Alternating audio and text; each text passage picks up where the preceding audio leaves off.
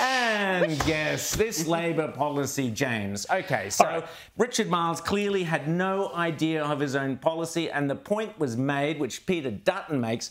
Have a listen here as Peter Dutton makes the point that nobody has ever approached taxation in this manner. No government anywhere has ever done what Labor, Albanese, Jim Chalmers and Chris Bowen are trying to do to your superannuation. Have a listen. Richard, you're the Deputy Prime Minister. You're on the Expenditure Review Committee. You were there for this conversation. You agreed to this crazy plan, which is going to cascade onto many other superannuants, and there's no question about that. So, I mean, if you don't understand the detail, how on earth can the Australian public understand what it is you're proposing here? It's a pretty basic question. Well, I do understand the detail. I mean, there is a process that will be put in place. Where else in the tax system do you tax somebody on a profit that they don't actually make? That they don't realise. They don't sell the asset, and you're taxing them before they realise the profit. So where else in the tax system does that happen?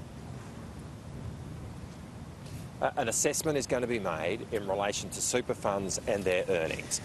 Rowan, look, Rowan. Okay. An assessment is going to be made. And things will happen. You know what? This is a hard left Labor government. They always were. I could not understand for many months hearing people who are normally sensible going, they're quite moderate. They're not doing anything radical. They have been radical from day one. They started off election night by announcing a race-based referendum, and he hasn't stopped. And when it comes to economic policies, be in no doubt, we are led by a Prime Minister from Labor's socialist left faction. This stuff is in their DNA. This is what they believe, and they're going to implement it. You voted for it. James, I want to ask you specifically about Peter Dutton.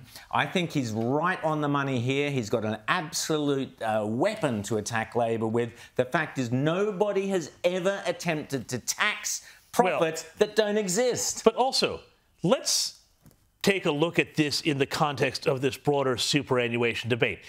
Everybody needs to remember that what's going on here, this isn't a debate about this policy. This is a policy that they pulled out of some drawer from some treasury bureaucrat because they were taking so much heat about Jim Chalmers' summer essay where he talked about reinventing capitalism, where he went then to the superannuation industry and gave this whole speech about, hey, wouldn't it be great if you guys could take some of your money, in other words, your members' money, in other words, your money, and put it in non-commercial things like climate transition stuff and affordable housing. So everybody was really, really getting freaked out about this stuff. So to quiet the debate, they come up with this policy. The fact that Richard Marles didn't know what was the deal with this taxation and how they would wind up taxing an asset that hasn't been sold yet, well, that's because nobody knows.